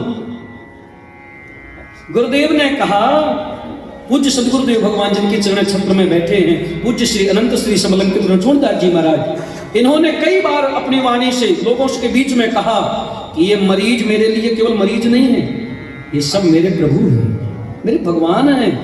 तो समझ लो सत्य, वहां संशय मत करना। और अगर संशय कर दिया तो तुम वहीं फेल हो गए, और अगर विश्वास मान लिया तो महाराज भगवान वहीं प्रकट होता है, वहीं भगवान। श्री राम मैं सब जग जानी, मानी नहीं। तुलसीदास जी ने नहीं कहा कि मैं मानता हूं भैया आप सब भगवान के रूप हो, मैं मानता हूं, प्रणाम, नहीं। जानी, मैं जानता हूं, ये रहस्य है। ये मानस जी के शब्दों में रहस्य है। गुरुदेव ने जो जो कहा उनके वचनों पर विश्वास, हर जगह परमात्मा का ध्यान। जैसे नामदेव जी ने तो कुत्ते में भगवान को प्रकट कर लिया, विठल विठल कह करके। भूत में एक प्रेत खड़ा था, प्रेत में भगवान को प्रकट कर लिया। आग में भगवान को प्रकट कर लिया। बहुत बड़ी बड़ी कथाएं हैं भक्तमाल में, अब समय नहीं कि मैं उनको कहूँ, संकेत कर रहा हूं। इसलिए वचन पर विश्वास हम सबको, देखो समय तो जो कहा था वो हो चुका है, तो इसलिए गुरु महिमा तो ऐसी है भैया, जितना कहें। और फिर सामने संत विराजे हो, भक्त विराजे हो, तो ये तो अपने आप गुरु महिमा प्रकट होती है। गुरु महिमा कोई नहीं कह सकता। गुरुदेव की महिमा गाने वाले भी गुरुदेव हैं, गुरुदेव की महिमा सुनने वाले भी गुरुदेव हैं। हाँ, और जिनकी महिमा हो रही वो तो गुरुदेव ही, इनमें कोई अंतर नहीं। जितना कहो उतना कम है। बस इतनी बात ही हम बार बार कहेंगे, जो कुछ भी गुरुदेव ने अपने जीवन में चरितार्थ करके हम आप सबको दिखाया है, अब हमें कहीं और भटकने की जरूरत नहीं है। भटके वो जिसका ठिकाना ना हो, और फिर किसी का दुर्भाग्य हो तो भटके। गुरुदेव को मिल जाने के बाद, प्राप्त कर लेने के बाद, उनके ग्रंथों में, उनकी वाणी में, उनके विचारों में जो प्रेरणाएं छिपी हैं, उन सबको हमको अपने जीवन में उतारना चाहिए। बस अगर ये हमारे जीवन में हो गया तो यही एक सद्गुरु के प्रति आपकी सच्ची निष्ठा मानी जाएगी। क्योंकि गुरुदेव शरीर नहीं है। मैं बार बार वो ये नहीं कहेंगे बेटा तुम बहुत अच्छे हो, बहुत अच्छी सेवा करते हो, नहीं। गुरुदेव ब्रह्मानंद हैं, तत्व रूप में हैं, वो हर जगह, हर क्षेत्र में, हर कण कण में व्याप्य हैं। मेरे पास ग्रंथ है ये गुरुदेव या देव, अगर इसमें प्रवेश करेंगे महाराज तो 6:30 की जगह 8:30 बज जाएगा। हाँ, लेकिन इसमें आया है, आप लोग पढ़ना, बहुत अच्छी ग्रंथ है, यहाँ से मिल जाएगा आपको, है ना, अपने साहित्य के में। सब गुरु भाई बहनों के पास होगा भी, हमको भी गुरु कृपा से मिला, कुछ हमने पढ़ा। जो गुरुदेव के लिए कहा गया कि ब्रह्मानंदम परम सुखदम अखंड मंडलाकारम, वो गुरुदेव ने करके दिखाया। ऐसे ही अनायास, जिसको आज के जमाने में लोग चमत्कार मानते हैं ना, छोटी छोटी बातों को, संत जन कभी कभी परहित के लिए उनका प्रयोग तुच्छ रूप में करते थे, महत्व नहीं देते थे, तुच्छ रूप में। ऐसे सदगुरु संत के जीवन काल में न जाने कितने बड़े बड़े पद, जिसको आज लेकर के लोग विवाद में है महाराज, जगत गुरु पद, वो कहेंगे अमुक द्वाराचार्य, वो कहेंगे अमुक शंकराचार्य, क्षमा करें, बहुत सब पदों का सम्मान है, सब भगवत स्वरूप है। लेकिन जो साक्षात सदगुरु, जो वास्तविक संत हैं, इनके सामने ऐसे सब पद चरणों की धूल है, चरणों की धूल है महाराज। सोचो, जो साक्षात भगवत स्वरूप पतित पावन पहारी भगवान, जिनका आज हम जन्म जयंती मना रहे हैं, मैं सच कह रहा हूं, संतों ने शोध किया इनके विषय में। अंतिम बात और याद आ गई कि ये हैं कौन, तो संतों ने शोध किया और बाद में ये रहस्य प्रकट हुआ कि जो भगवान परब्रह्म परमात्मा 4 रूप में आए थे, राम लक्ष्मण भरत शत्रुघ्न, तो श्री पतित पावन भगवान शत्रुघ्न जी के ही स्वरूप में प्रकट हुए। हाँ। ये मैं अपनी बात नहीं कह रहा, ये मैंने संतों की मुक्ति श्री बात बताया, लिखी हुई बातें। ये साक्षात ये भगवान है, ये राम लक्ष्मण भरत शत्रुघ्न, ये चारों एक ही है, एक तत्व है। तो वो स्वरूप पूज्य पतित पावन भगवान का, तो ये अनंत हैं, इनके स्वरूप अनंत हैं, पूज्य गुरुदेव की ऐसी अनेक कथाओं में एक कथा अभी स्मरण में आ रही है। गुरुदेव भगवान चित्रकूट के पास में ही पपरेंदा गांव है। पपरेंदा के एक बहुत अच्छे गुरुदेव के प्रति समर्पित शिष्य श्री शुक्ला जी, उनके द्वारा बताई अनुभूति इसमें है। किसी समय लगभग सन 1919 की बात है, शायद, हाँ 1919, हम तो न जाने कहाँ रहे होंगे। सन 1919 की बात है।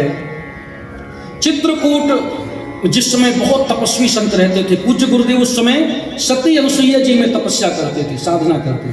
पूरे चित्रकूट क्षेत्र में जितने बड़े बड़े योगी थे, सब पूज्य सदगुरुदेव भगवान को एक परम सिद्ध संत के रूप में जानते थे। उस समय के बड़े बड़े वहां के संत गुरुदेव को शुद्ध संत के रूप में सम्मान देते थे। जानकी कुंड बड़ी गुफा के उस समय एक बहुत तपस्वी साधक संत थे, वहां के महंत थे, वहां के संरक्षक थे, जिनका नाम था अनंत श्री विभूषित पूज्य संत श्री गोधर रामदास जी महाराज। उनकी दृष्टि पूज्य गुरुदेव के ऊपर पड़ गई। ये नित्य कामदगिरी की परिक्रमा करते थे, और उनकी दृष्टि पड़ी। पूज्य भगवत स्वरूप पूज्य संत श्री गोधर रामदास जी महाराज ने पूज्य सदगुरुदेव भगवान से प्रार्थना करी कि अब आप हमारी बड़ी गुफा में ही आसन लगाइए और आप ही इसको संभालिए। तब पूज्य गुरुदेव भगवान वहां रुक गए, और उस समय 1919 के उस समय से ही उस बड़ी गुफा में बहुत बड़े बड़े संत साधना करते थे। तो आसपास के जो गांव थे, ग्राम थे, वहां से राशन अनाज आता था, गेहूं, शक्कर, चावल आता था। समय बीता, कथा बहुत लंबी है, मैं संक्षेप में कर रहा हूं। पूज्य श्री गोधर रामदास जी महाराज जी का शरीर शांत हो गया, वो साकेत धाम चले गए। उनके जाने के बाद पूज्य गुरुदेव भगवान वहां की व्यवस्था संभालते, संतों की सेवा करते, क्योंकि वहां बहुत संत निवास करते थे। गुरुदेव ने ये बीड़ा उठाया, साधु सेवा, संत सेवा। देखो, जब तक सती अनुसुईया जी में थे तब तक गुरुदेव साधक थे। यहीं से उनकी साधना, हनुमान जी की कृपा का आश्रय लेकर के, हनुमान जी का साक्षात्कार करके, आज भी जाओ चित्रकूट में कामतानाथ जी में साक्षात हनुमान जी महाराज ने प्रकट होकर के गुरुदेव को दर्शन दिया है, साक्षात प्रकट होकर के। श्री बरहा के हनुमान जी, आज भी चित्रकूट में कामदगिरी में वो स्थान नाम है बरहा के हनुमान जी, क्योंकि वहां जल बहता था, पर्वत से जल। तो वहां की लोक भाषा है, किसानों की एक भाषा होती है, खेत में या कहीं भी जब पानी बहता है तो उस जल जहां बहता है तो उसको बरहा कह देते हैं, यहाँ बरहा से पानी बह रहा है। तो उसी जहां से जल गिरता था, वहीं पर गुरुदेव को हनुमान जी ने संकेत किया कि यहाँ मैं हूं, मेरा स्थापना करो, पूजन करो, और हनुमान जी ने दर्शन दिया, तो उसका नाम पड़ गया बरहा के हनुमान जी। आज भी कभी जाइए आप लोग तो वहां हनुमान जी का दर्शन जरूर करें। हाँ, महाराज जी तो वही जानते हैं। तो ऐसे गुरुदेव भगवान जो अनंत साधना, अनंत काल की साधना के बाद, हनुमान जी का साक्षात करने के बाद अब संत सेवा में लगे। देखो, इससे एक शिक्षा मिलती है, अपनी साधना का प्रयोग परहित में करो। देखो, जिसके पास जो होता है बहुत अच्छी बात है, जिसके पास जो होता है उसका प्रयोग उसको परहित में करना चाहिए, ये शिक्षा है। किसी के पास धन है तो वो धन से समाज का कल्याण करता है। गुरुदेव के पास तो धन तो साधारण चीज, साधना सब कुछ था, तो गुरुदेव ने अपनी पूंजी का प्रयोग जनहित के लिए कर दिया। जो गुरुदेव भगवान कभी जीवन में किसी के सामने खड़े नहीं हुए, वो भी संतों की सेवा, दीनहीन असहायों की सेवा के लिए चित्रकूट के क्षेत्र में छोटे छोटे निवासरत ग्रामीण अंचल क्षेत्र में जाकर के गुरुदेव उपस्थित होते। और गुरुदेव तो महाराज देखो, मैंने पहले कहा था सूर्य है, उसके तेज को कोई रोकता नहीं। गुरुदेव भी जाने लगे, खपटीहा, पपरेंदा, हस्तम, ये वहाँ के गांव हैं। वहाँ जाकर के गुरुदेव जब पहुँच जाते तो वहाँ के शिष्य दौड़ दौड़ करके आते, और आकर के कोई 10 किलो, कोई 5 किलो, कोई 2 किलो, हाँ, कोई आधा सेर, कोई थोड़ा भी देवे तो गुरुदेव उसको स्वीकार करते। और वहाँ से जितना अनाज, गेहूं, चावल, शक्कर जो आता ला करके संतों की सेवा में लगा। कितनी बड़ी शिक्षा है। आज यहाँ राजकोट में इस ट्रस्ट के द्वारा जो सेवा चल रही है, ये कहीं और से नहीं आई, इसके संस्थापक ये जो सूत्र है, इस सूत्र को पूज्य गुरुदेव ने ही पिरोया है, जो आज हमारे आदरणीय ट्रस्टीजन, आदरणीय प्रवीण भाई और भी पूरा परिकर, जिनका हम नाम भी नहीं जानते, सब मिलजुल कर ये जो जिसके अंदर ये श्रद्धा भाव आया है, इस सूत्र को पिरोने वाले इनके हृदय में बैठे और कोई नहीं, वो गुरुदेव भगवान ही, वो गुरुदेव ही, कोई दूसरा ये सेवा नहीं करा सकता। तो वो गुरुदेव जब पपरेंदा में बैठे, भंडारा होना था, और भंडारा किनका था? पूज्य संत बोध रामदास जी महाराज, जो बड़ी गुफा के मानते थे, शरीर छूट गया तो उन्हीं की पुण्यतिथि का भंडारा था। भंडारे में शक्कर कम पड़ गई, खीर बनना था, शक्कर कम पड़ गई, तो गुरुदेव भगवान पपरेंदा पहुंच गए। पपरेंदा पहुंचे, बहुत से ग्रामीण तुरंत 2-3 कुंटल शक्कर और भी ज्यादा आग लेकर के आ गए। गुरुदेव से बोले, गुरुदेव पहले हम आपको पहुंचा दें, फिर शक्कर ले जाएंगे। गुरुदेव ने कहा, नहीं भैया, पहले आप शक्कर को ही पहुंचाओ, हम तो बात पहुंच जाएंगे सब। और उस समय साधन कोई नहीं था, ना गाड़ी थी, ना घोड़ा था, ना वाहन था, पालकी में पैदल लोग आते थे, बुजुर्ग हो तो पालकी में, नहीं तो लोग पैदल। बांदा तक कोई साधन नहीं था, पपरेंदा से बांदा जो जिला है, फिर बांदा के बाद थोड़ी बहुत रथ घोड़े मिल भी सकते रहे होंगे, लेकिन वहाँ तो कुछ नहीं था। तो उन लोगों ने, जो ग्रामीण के लोग थे, शक्कर के बोरे लेकर के कई लोग मिल करके चित्रकूट के लिए चले। और जब चित्रकूट पहुंचे, जानकी कुंड पहुंचे, जैसे ही आश्रम में पहुंचे तो देखा सदगुरुदेव भगवान वहां बहुत पहले से आकर के विराजमान। लोगों से पूछा, गुरुदेव कब आए? लोगों ने कहा, ये तो 2-3 घंटे से यहीं बैठे हैं। प्रत्यक्ष बात, लोगों ने कहा 2-3 घंटे से गुरुदेव यहीं बैठे, कहीं नहीं गए। ये प्रत्यक्ष बात है। इससे सिद्ध हुआ कि गुरुदेव कोई एक शरीर नहीं है, गुरुदेव एक तत्व है, ब्रह्मानंदम है, अखंड मंडलाकारम है, गगन सदृशम। जैसे आसमान, गगन सदृश का मतलब जैसे गगन, जैसे अंबर, आकाश कहाँ कहाँ है? सब जगह। यहाँ भी आसमान है, वहाँ भी है, अमेरिका में भी है, चीन में भी है, रूस में भी है, भारत में। आसमान में तो कोई अंतर नहीं, वो सब जगह। जैसे आसमान सब जगह व्याप्त है, ऐसे ही गुरुदेव सब जगह व्याप्त है। बोलिए सदगुरुदेव भगवान। गुरुदेव की ऐसी बड़ी अच्छी अच्छी ऐसी घटनाएं जो कभी कभी भक्तों को उत्साहित कर देती थी। गुरुदेव जब खपतिहा में गए, शुक्ला जी की ही बातों को हमने पढ़ा, उन्होंने लिखा कि गुरुदेव जब खपतिहा में थे तो लोगों ने निमंत्रण किया, महाराज हमारे घर आज भोजन पाओ।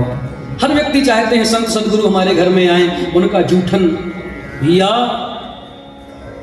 हमारे गुरुदेव ने लिखा है, मेरे दीक्षा गुरुदेव इसी परंपरा में, जिनकी आज जन्म जयंती है ना, पतित पावन भगवान, इनके गुरुदेव हैं श्री अनंतानंदाचार्य जी। और अनंतानंदाचार्य जी की ही परंपरा में है योगानंदाचार्य जी।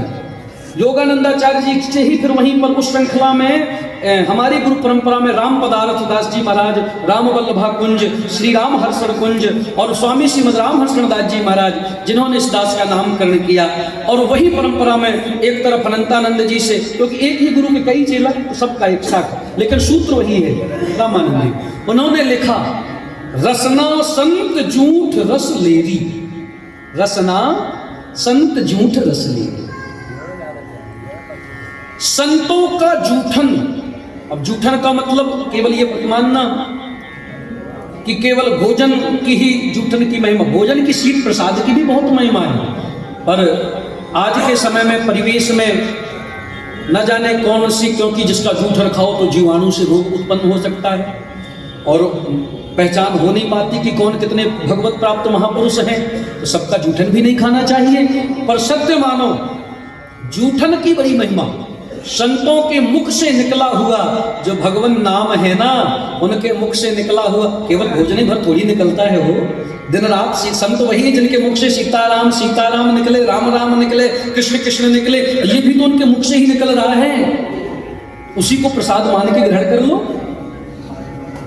अयोध्या के एक संत हुए अंजनी नंदन शरण जी, गीता प्रेस में उनके द्वारा एक बहुत अच्छा ग्रंथ है मानस पीयूष, इसकी टीका है रामचरितमानस की 7 खंडों में, 7 खंड इतने मोटे मोटे। अब वो किसी विश्वविद्यालय पढ़ने नहीं गए, बड़ी छावनी जी में गौशाला है तो गायों का गोबर उठाते थे, बस पूरे जीवन गौ सेवा करते। और संतों का भंडारा होता था तो संतों की पत्तल से बचा हुआ जो जूठन था उसको समेट के लाते और एकांत में पाते थे, बस यही भोजन था। और न कहीं पढ़ने गए न लिखने गए, उनकी बुद्धि इतनी शुद्ध हो गई, इतनी पवित्र हो गई कि रामचरितमानस जैसे दिव्य ग्रंथ की एक नहीं 7 भागों में टीका किया है उन्होंने। आज भी प्रसारित है, गीता प्रेस में पढ़ लो, बहुत दिव्य ग्रंथ है। तो जूठन की महिमा, नाम की महिमा। तो जब गुरुदेव भगवान पपरेंदा पधारे, खपटिया पधारे, लोग बुलाते गुरुदेव आज हमारे घर में आप प्रसाद पाइए। और जिन्होंने दर्शन किया वो देखते थे कि गुरुदेव का शरीर तो देखने में बड़ा पतला। लोग सोचे महाराज ज्यादा से ज्यादा 1 रोटी 2 रोटी 4 रोटी कितनी पाए। और गुरुदेव भगवान गए केवल 1 दिन के लिए और निमंत्रण आ गए 15। और अगर किसी चेला के यहाँ ना जाए तो चेला महाराज फिर चित्रकूट बांधा कि महाराज कुछ अलग ही ओजता होती है वहाँ। और वो लोग महाराज कहे अरे गुरु बाबा हमसे नाराज हैं, लगता है हमारे घर नहीं आए। तो हालांकि मुख से भले कैसे हो, गुरुदेव तो हृदय देखते थे। उन्होंने देखा इनके हृदय में बड़ा प्रेम है, तो गुरुदेव की एक सिद्धि वहां भी प्रकट हुई। प्रमाणित बात है, जो साथ में लोग रहे उन लोगों ने बताया गुरुदेव ने सबके यहाँ कह दिया हाँ हम सबके यहाँ आएंगे। एक ही दिन में गुरुदेव जिसके घर गए उसके यहाँ बढ़िया चकाचक भोजन, 4 रोटी 5 रोटी है, जो भी प्रसाद पूरी साग बना सब पाए। दूसरे के यहाँ गए, तीसरे के यहाँ गए, जहां जाए हर जगह 4-4 5-5 फुलका पूरी कचौड़ी जो भी मिले सबको लगे वाह गुरुदेव आज हमारे यहाँ प्रसाद पा रहे। और जो साथ में थे उन लोगों ने देखा, आश्चर्य में कुछ बोल नहीं पा रहे, बस गुरुदेव आज कर क्या रहे, भोजन जा कहाँ रहा है। और एक ही दिन में जो गुरुदेव केवल 4 रोटी ही पाते थे वो एक ही दिन में 40 रोटी पाए। 10 लोगों के घर गए तो 40 हो गई।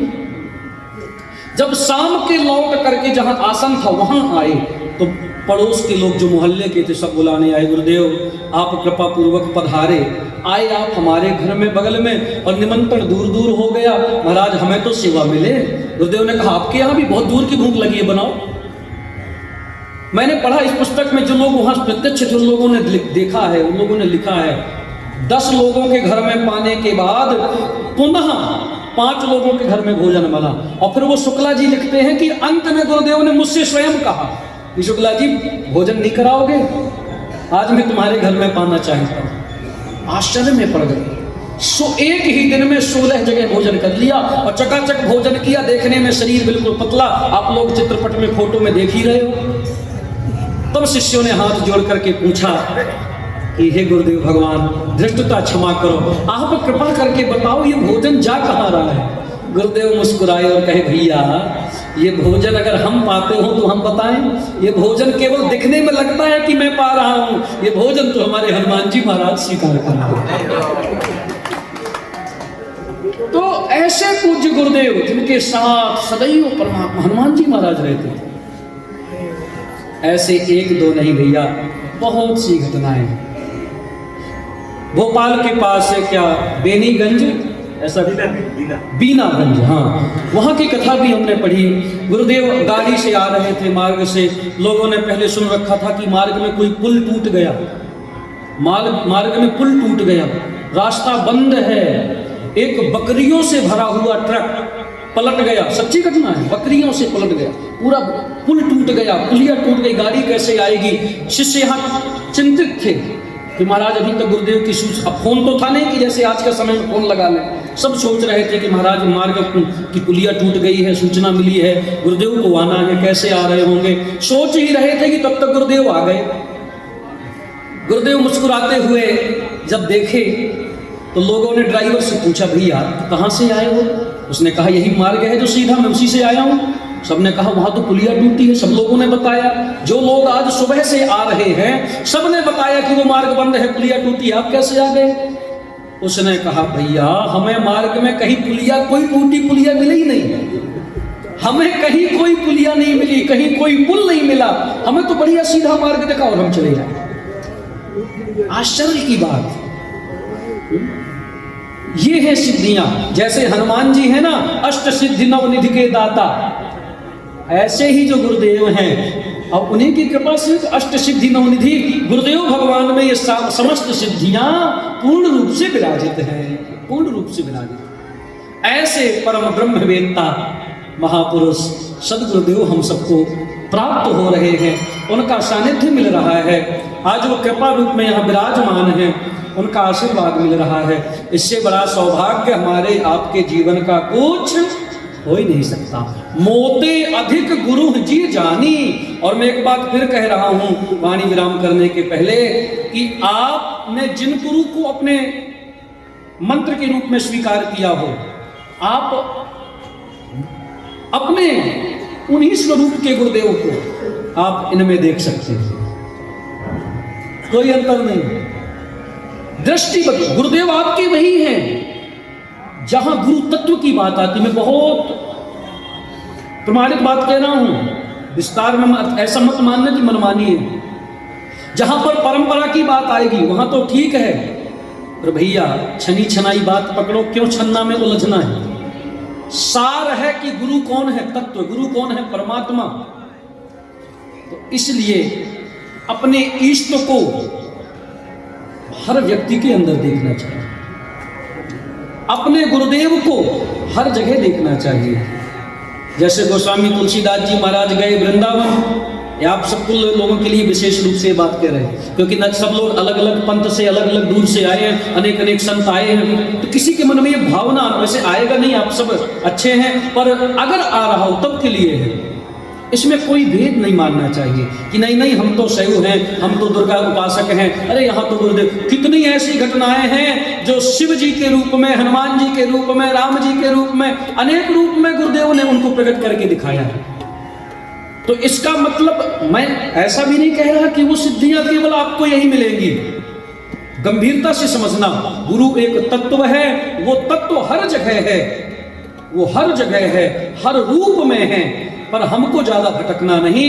हमारे लिए वही तत्व जो कण कण में व्याप्य है, वो एक विग्रह के रूप में, मूर्ति के रूप में, प्रमाणिक रूप में यहाँ सामने बैठा है, जो हमारे उद्धार करने के लिए पूर्ण समर्थ है। हमें और कुछ नहीं चाहिए, हमारे लिए पर्याप्त। तो ये भाव अगर हो गया तो कोई पंथ, कोई मजहब, कोई संप्रदाय कुछ महत्व नहीं रखता।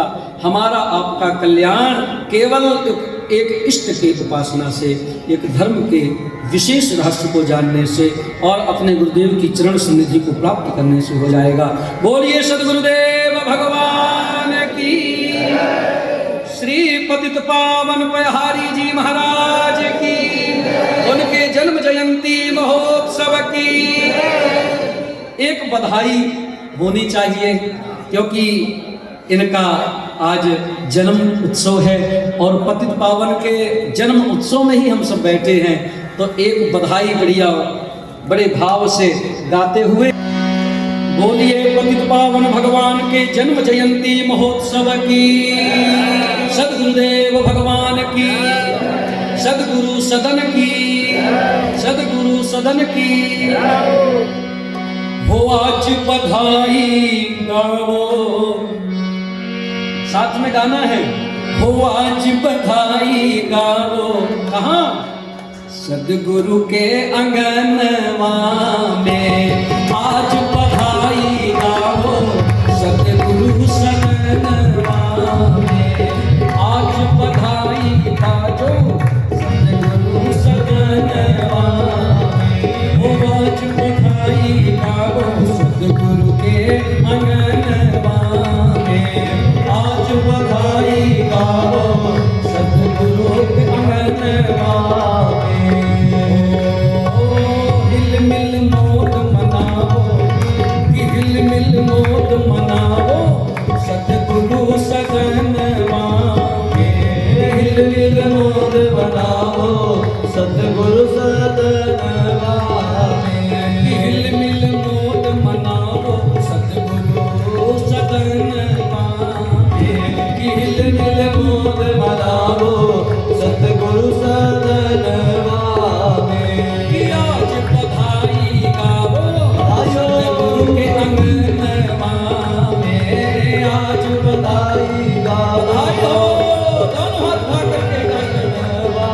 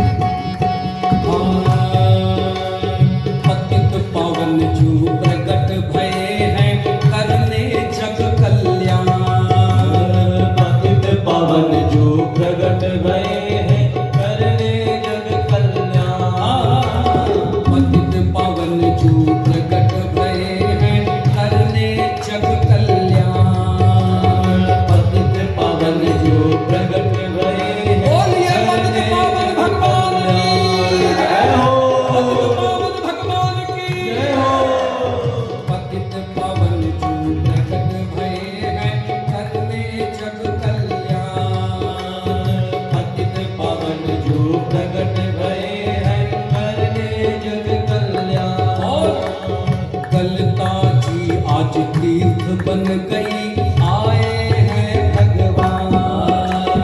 गलता जी आज तीर्थ बन गई आए हैं भगवान। गलता भी तीर्थ बन गई जो आए भगवान। ओ आज मंगल गाओ, आज मंगल गाओ, आज मंगल गाओ, ओ आज मंगल गाओ।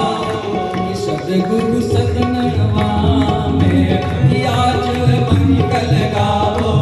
सतगुरु सतनवा में ओ आज बधाई गाओ। सतगुरु अननवा में ओ आज बधाई गाओ। सतगुरु अननवा बधाई हो।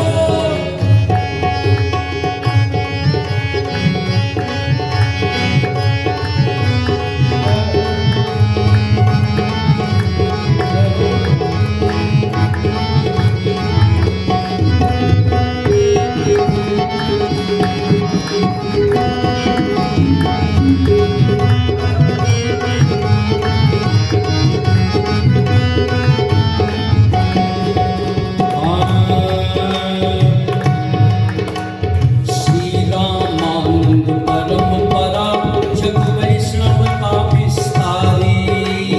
श्री रामानंद परंपरा जग वैष्णव का विस्तारी। श्री रामानंद परंपरा जग वैष्णव का विस्तारी। मंगल भवन अमंगल हारी हो जग के हितकारी। मंगल भवन अमंगल हारी है जग के हितकारी। मंगल भवन अमंगल हारी है जग के हितकारी। मंगल भवन अमंगल हारी है जग के हितकारी। शरणागत वत्सल गुरुवर प्रभु दास है शरण तुम्हारे।